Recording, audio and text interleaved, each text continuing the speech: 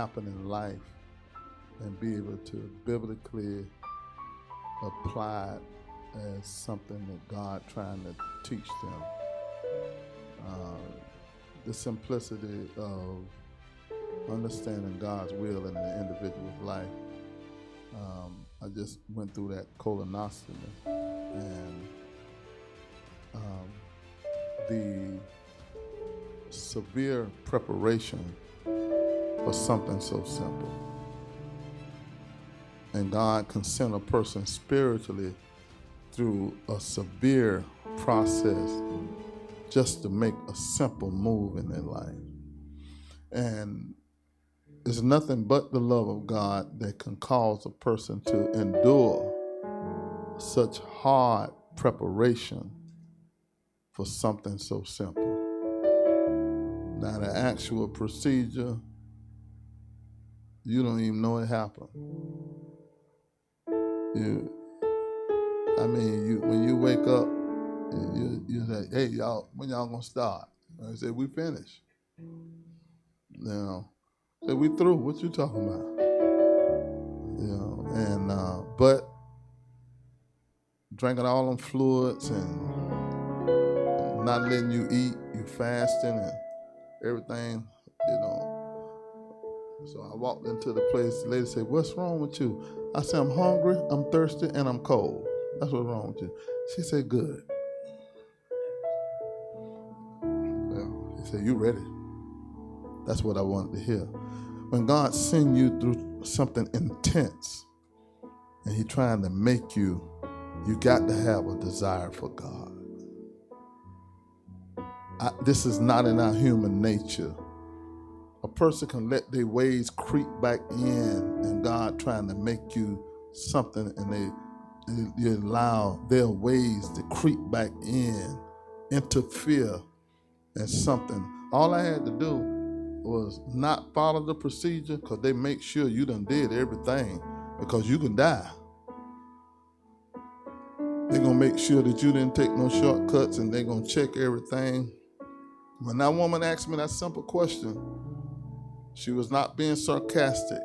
She know how I'm supposed to feel going in preparation for this test. I'm supposed to feel uncomfortable.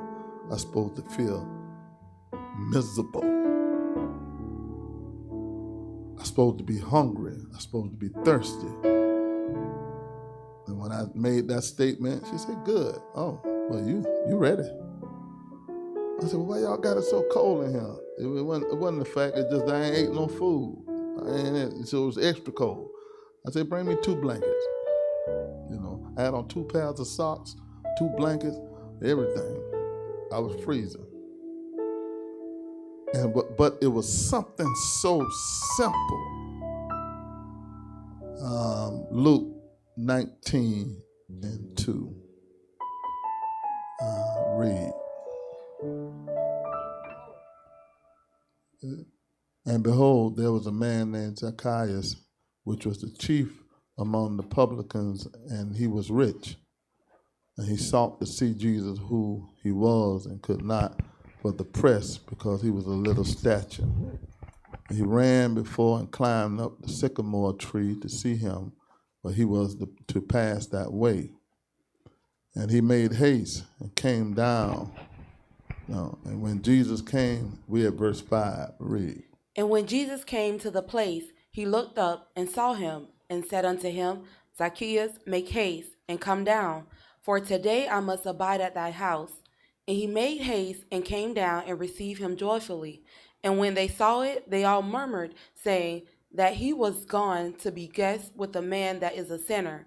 And Zacchaeus stood and said unto the Lord, Behold, Lord, the half of my goods I give to the poor, and if I have taken anything from any man by false accusation, I restore him fourfold.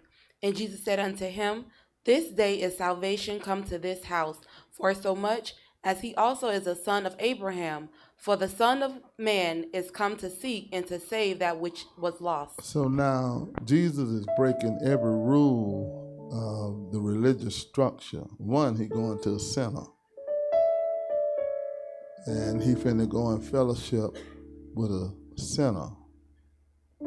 And the sinner is very rich, a short man. But Jesus realized this man went through extreme measures. It did not say, notice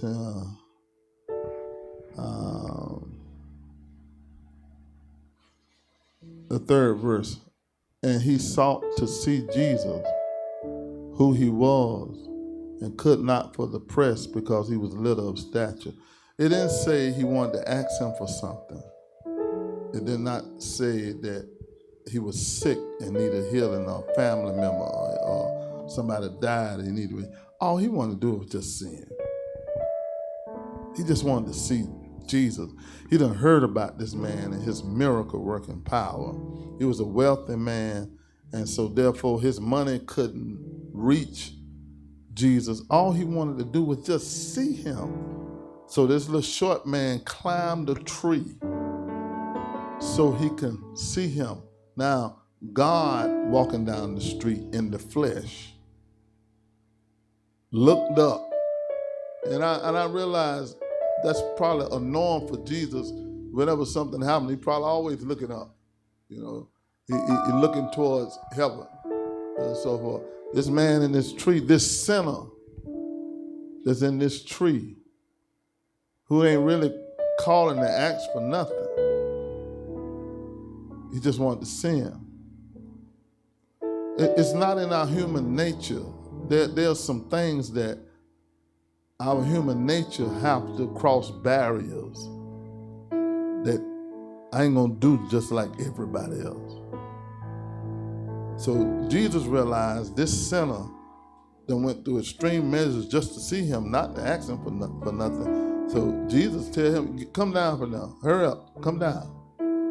I want to go to your house. Why? All these people who follow me, all these people who done seen me work miracles, I see you doing something that's beyond them. And nobody else climbed no tree to see me.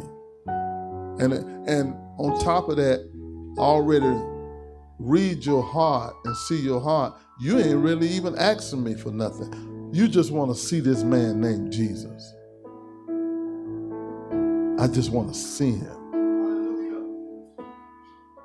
I ain't looking for nothing from him. I just want to see him. The person that ain't really asking God for money or material things. So many people, but Lord, if you could just straighten this, these people treating me nasty over him. If you could just get them to treat me nice. If you could just give me some money. If you could just give me a new job. You give me a car, a house, or something. Now, here go a person, I ain't asking him for nothing. Nothing. They just want to see him. That's it. Tell somebody we're talking about desiring God. You don't know how many people in the church, they got a stipulation with God. You know, yeah, you good as long as you do this. But if you don't do this, then I'm going to have a problem. I had to deal with a man up in Huntsville, and he came in, and he was homeless. And I said, let me help you, you know. And out of his mouth came, look, I've been to churches and all of that. If God can't give me a place to stay, I ain't got nothing to talk about. I said, well, just let me help you. You don't know what God will do. Look, I want a place to stay. That's it. He started getting loud. I said, okay, well, God bless you. And I walked away. He practically telling me, look, if God can't give me what I want, I don't want to deal with him. I want what I want, and that's it. So many people, they keep coming to God, even with the problems and the situation that you deal with in life. Have you ever thought about, let me stop talking to God about what I'm going through, and Lord, can I just have some more of you?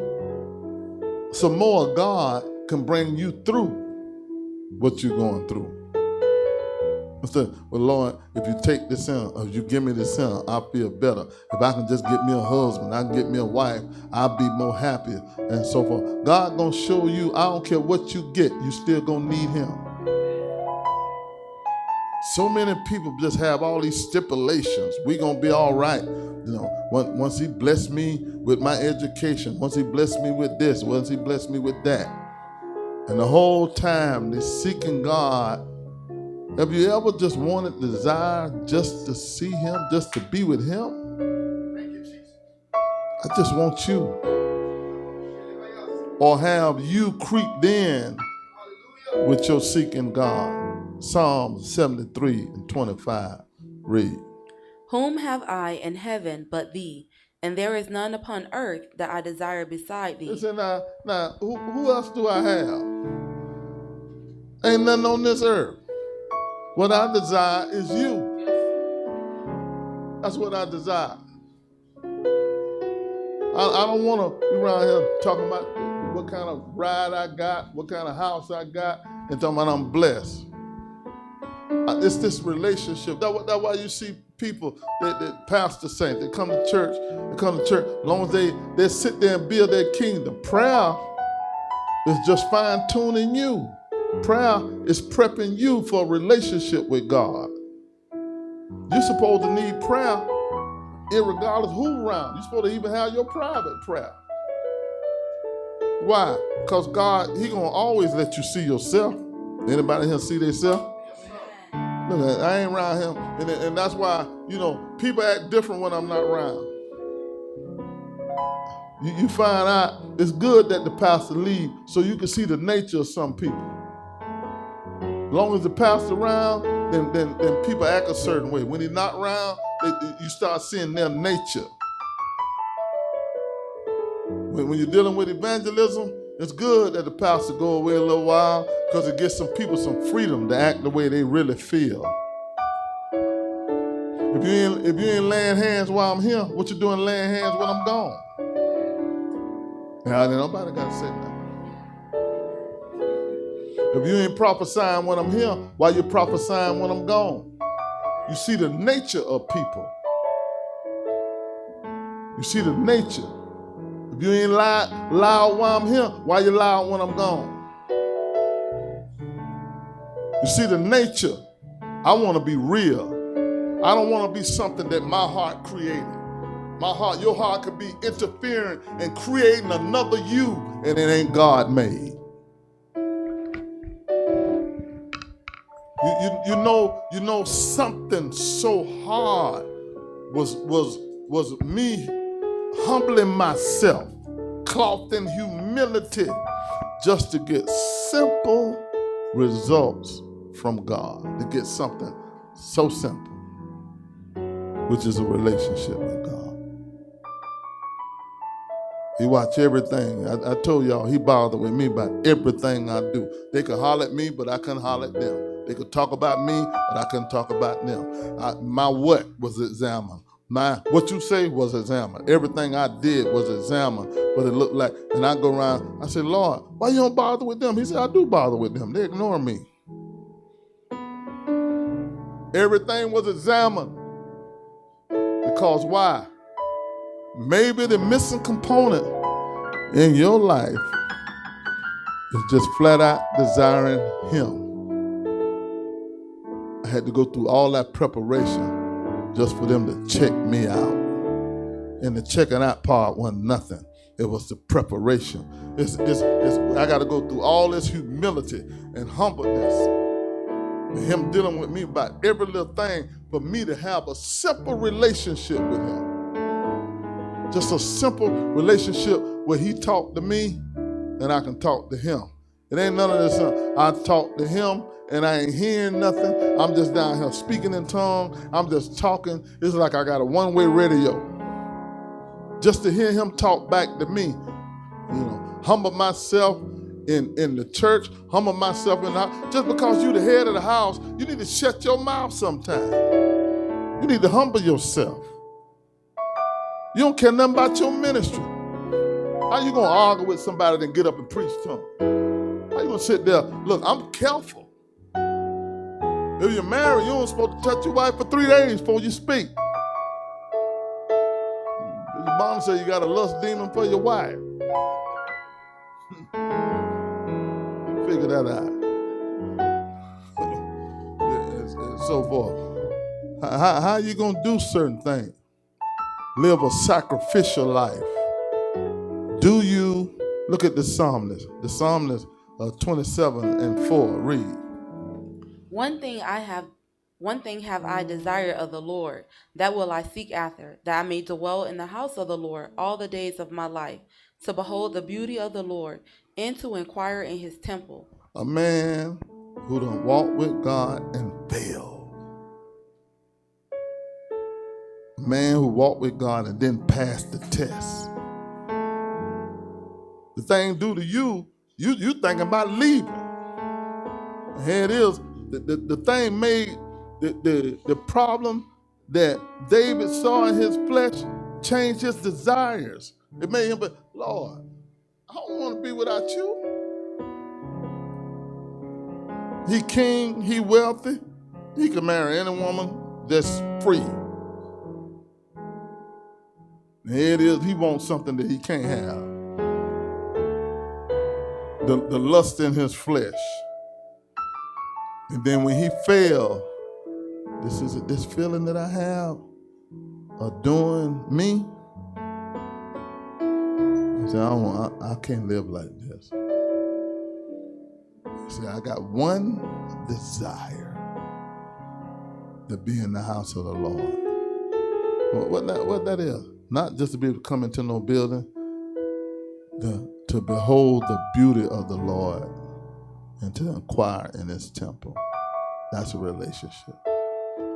And the Lord call it the beauty of holiness. When he sees somebody, holiness is not a religion, it's a decision that you make. When he see holiness on you, it ain't just the dress you wear, so that ain't called, it's the spirit that you're in. So you can wear the long dress and the chapel scarf and everything and still have a foul spirit. When he see the beauty of holiness, a person that made a decision to go through vigor preparation, through tests and trials. And he took that simple thing, and then right after I had the test done, I just, whatever they tell me, then I know the herbs to deal with. But they don't know I was herbed up before I went in there. I herbed up myself. They think all their stuff did all that. It was my herbs that did all that. And right after you take the test, first thing you want to do is eat. Ain't that right? Take me to go and get something to eat. Yeah. I told my wife, take me and get. I was half in and out. I said, take me and get something to eat. I want something to eat. My mouth dry. And then I said, where you go? Any place that I can eat something. I ain't finna go out of bounds like that now. I want to go and get something to eat. Then I got something to eat. And it wasn't even no big deal. It's almost like, man, you know what? I probably could have fasted a little bit longer. Because the food just filled me up so quick. I couldn't take more than a few bites and I was full. Took something to drink and I was through. Pleasing myself in the way I was feeling. Can you just desire God? Be careful what spirit you're in when you're not around the man of God. Because everybody ain't with you and your stuff. When you make yourself on a spiritual level that people don't see, people stop respecting you because you act a certain way when the man of God not around. And then you'll be in a tolerated place, not a respected place. And people just deal with you just enough, and then praise the Lord. And they be trying to do everything they can from getting around you without showing no animosity. Do y'all love the Lord? I don't want people doing quietly trying to get away from me. because they don't respect you. Go through all the vigorous preparation that God do. God, you can't keep just going, keep just being you, keep being you, keep going, being you, keep being you. Somewhere down the road, it got to be beyond me saying, okay, if y'all leave me alone, then I'm gonna have a better relationship with God. I'm gonna have a better relationship with you. No, suppose the test is trying to bring you to a place where you just desire Him. Lord, I just want you. I need you. I can't change the world for me. I just need you. I desire you. I know this is what I did. I said, Lord, there are things that I don't talk about everything. God had a lot of money for me. He told me a lot of money. And I said, not right now, Lord. Not right now. I ain't got it yet. And I told him, hold up. I want you. I don't need that test. I did some things and I was in prayer. They said, I'm going to give it to you. I said, Lord, not right now. Not right now. I know what's going to come along with that. There's a whole other set of tests. I said, I need more of you. Hold up. Just hold up. And he hold up. He ain't released it yet. Because it actually brought me to a place where I don't even care for it.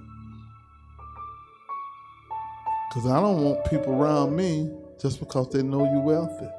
Everybody be nice to you. If they're going to act like a whatever, Neanderthal, then let them act like a Neanderthal. That's what them rich and famous people, they surround around people, sometimes they can design. That's what Michael Jackson's problem was. He didn't know who was really for him. Everybody catered to him because he was rich and famous. So you don't know who really love you and who really for you because I said, Lord, I don't want that. If a person don't like me, I want to know it. What about it? He rich now. He known to take people out to eat and buy everybody some food. Now, let's be nice. Now, if somebody don't like it, then that's the test to help make me, and let it come. I turned it down. And that ain't what I'm here for. I'm here for a relationship with you. I said, I need more of you. And I look at people, you're going through something vigorous. And God is humiliated. When he told me, you going up to that church with them shakes, I want them to see you. I want you, the ones that love you to see you, and I want the ones that don't care for you to see you so everybody can start talking. You're going to be humiliated. And I came up there, and let me tell you something. Family pretend like they love you, they don't be for you. Church folk pretend like they love you, they don't be for you. But you gotta love all of them. Anyway. Ain't no, I know you don't like me, so I ain't with it. No, I know you don't like me, but the love of God in me, I gotta show myself that I'm saved. I gotta show myself. I ain't got time to prove nothing to you. I gotta show myself that I have the love of God for you. So you're supposed to test me. Then I turn around and do what I got to do. Y'all love the Lord? Tell the Lord thank you. I just want to be saved. Anybody just want to be saved? David started saying, Lord, will you just give me the joy of salvation? I just want to have the joy of just being saved, not being happy I'm in the church and I got this and I got that. He said, restore. Let's go to Psalm 51. Somebody tell him thank you. It ain't in your lesson. Somebody tell him thank you. I'm sitting here, half drugged up. I said, I got to get up here. This where I belong at. This where I belong up here in the house of the Lord with his people. This ain't no miserable place to me. This is a blessed place to me. To be among the sanctified. To be among God people. Some of them test you, some of them love you. So what? I got to think. I love all of y'all. It ain't determined by what you feel about me. I could care less. Well, it's something about you that God got you. And it's your job as a child of God. What God see in that person? What he see in that person? Why he ain't cut them off? Why he ain't let them lose their mind? God knows something that you don't know. You look at how people are right now, how they acting right now, what they're doing right now. So how you gonna try to put them in hell and God steady trying to save them? You know, a sister girl out there, and people just walking up to her, say, "Hey, let me pray for you. Let me pray." Why you pick sister girl? Why they pick you? You ain't got no Holy Ghost. So it ain't like they seen God. I see God on you. If they did, they lying. They ain't see no God on you.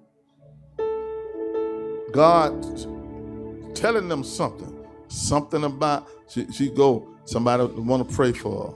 Somebody come and prophesy to her. You know, she out there walking the streets trying to act like she bad, scared of I don't know what. He said, the Lord blessed me to take a shower last night. You know, why? He breaking her down. Breaking her down. You know, mad black sister. Breaking her down. I said, now, if you supposed to be all this, why these strangers walking up to you and saying, let me pray for you? You supposed to be in the church. You're supposed to be a great woman of God. Why a total stranger? Why? Because God sees something in that lunatic spirit there that you need to tap in and understand, you know, something. Why God won't just let them go to hell. Some reason. He won't just give up on them. Tell somebody God ain't gave up on me. With my messed up self. I don't know why he loves us the way he do. And I'm so glad that he do.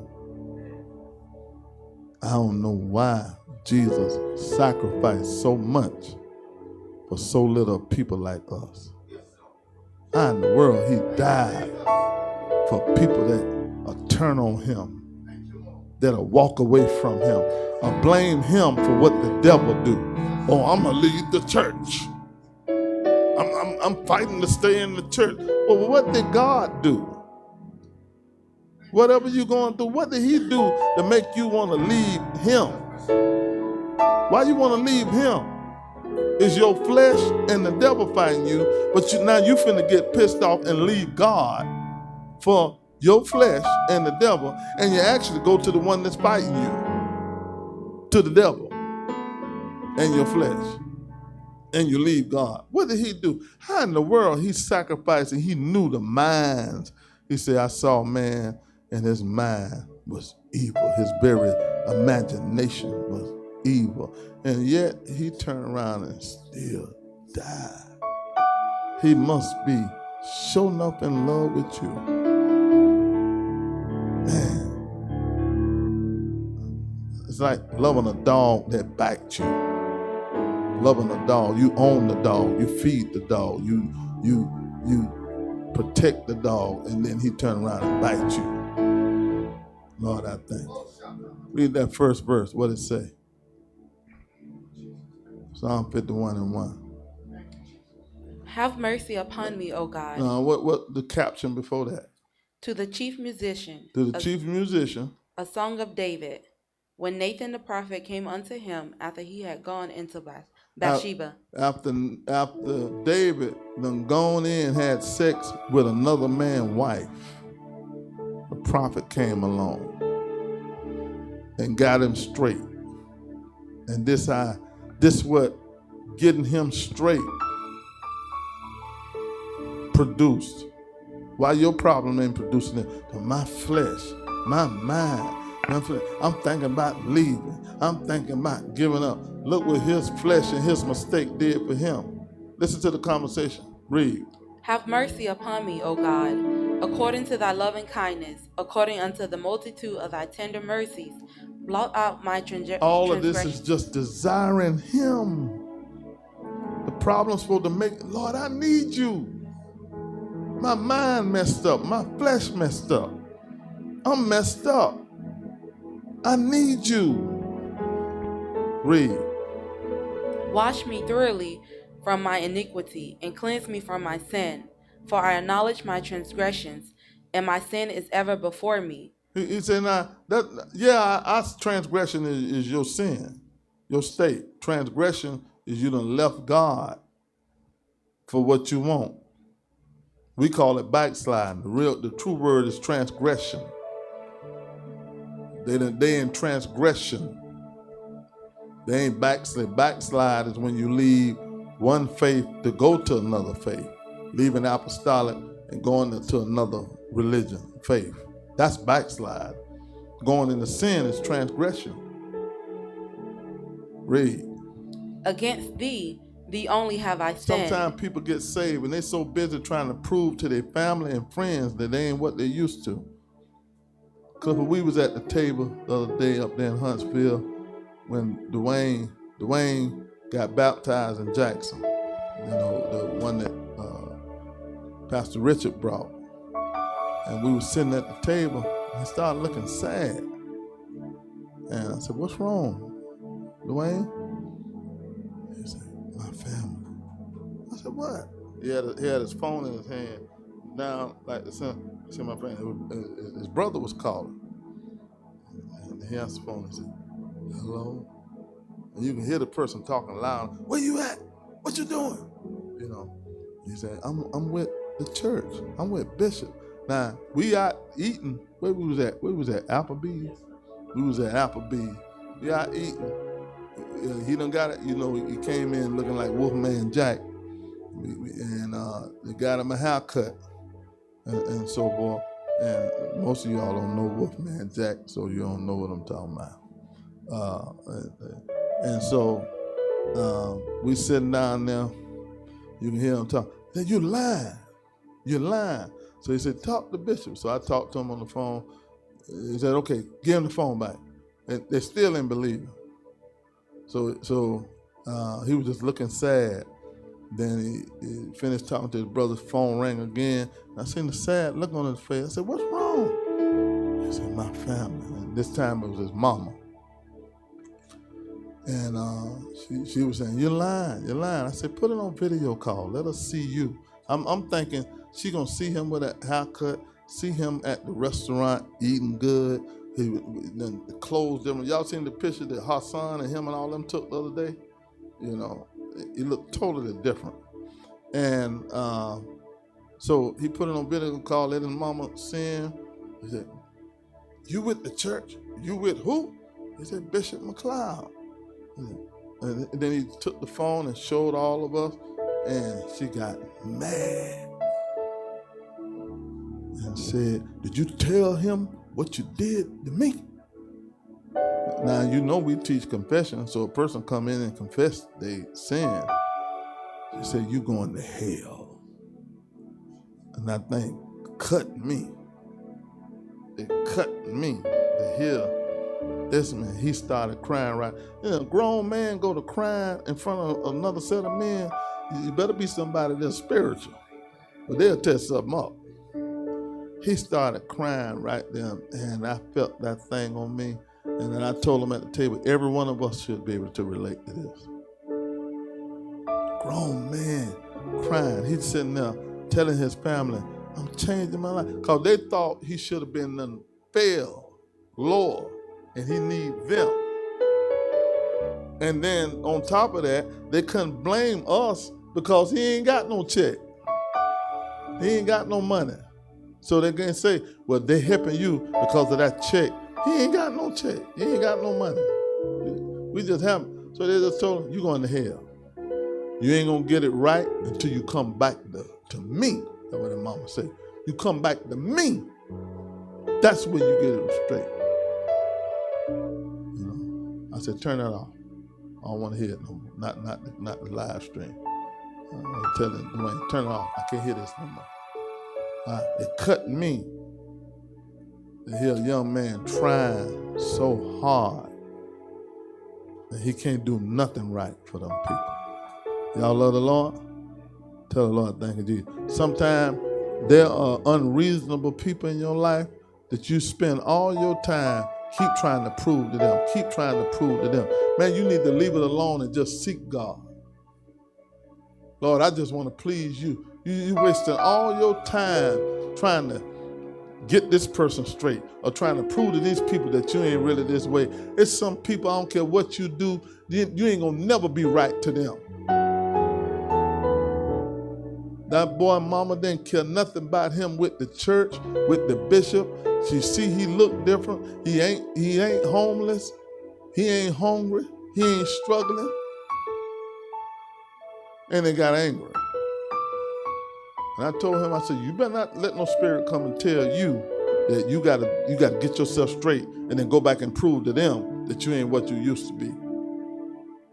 So you ain't got no reason at all to try to prove to them, because you sinned against God and God alone. And that's who you owe. Do y'all love the Lord? If people don't want to face the reality, there are some unreasonable people. I don't care what you do. It get worse. They keep doing what they're doing. They keep acting the way. Look at that 12th verse. 12th verse, Psalm 51 and 12. What is that? Restore unto me the joy of thy salvation, and uphold me with thy free spirit. Then will I Go ahead. Then will I teach transgressors thy ways, and sinners shall be converted unto thee. He said, now, if you restore to me just the joy of being saved, then I'm going to go and help somebody. He said transgressors, as I was telling you, people that back in sin. I'm going to go and help transgressors thy ways. He said, your ways, God, and sinners shall be converted unto thee. I ain't just coming. Too many people get saved and they start building their kingdom. They start talking about themselves and their home and building up themselves and their ministry. They ain't looking at the overall picture. They're looking at what they're dealing with right now, themselves. And that's their concern. So David said, you give me my joy back of being saved, I'm going to go and help some sinners. I'm going to help some people be saved, to build the kingdom. Not to be talking about what I did. Why? Because I realized I owe God. You should know that you owe God. Something so simple, and you got to go through so much. The Lord trying to teach you how to make it. You know, I told your daughter, I said, the Bible say, you know, she like, I want to see my mama. I said, the Bible say, when you get married, you cleave to your husband. You no longer cleave to your mother and your father.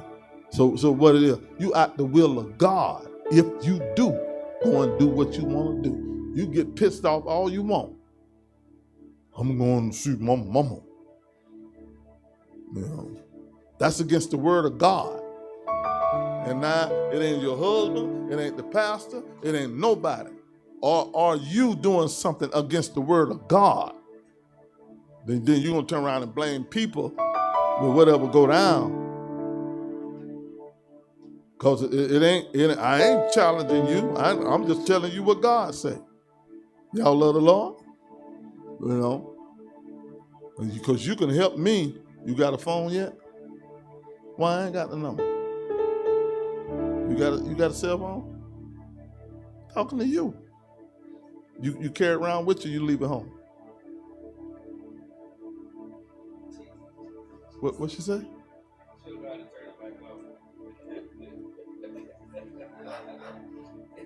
What is service with? Who your service with? Metro or? Okay, we can do that today before you leave.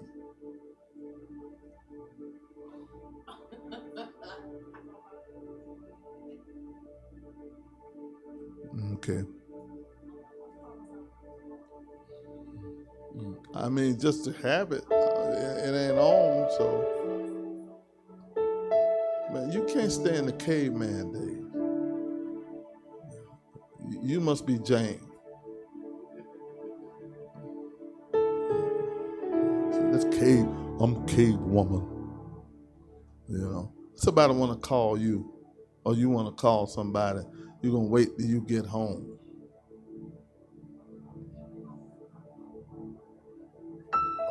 The phone will keep the people number for you. Lord, some of y'all yammers help this old woman. She in the cave, the primitive. Do you have one of them dial-up phones at the house where you turn the thing? You got the one that match the buttons on? Okay. All right. It say the number?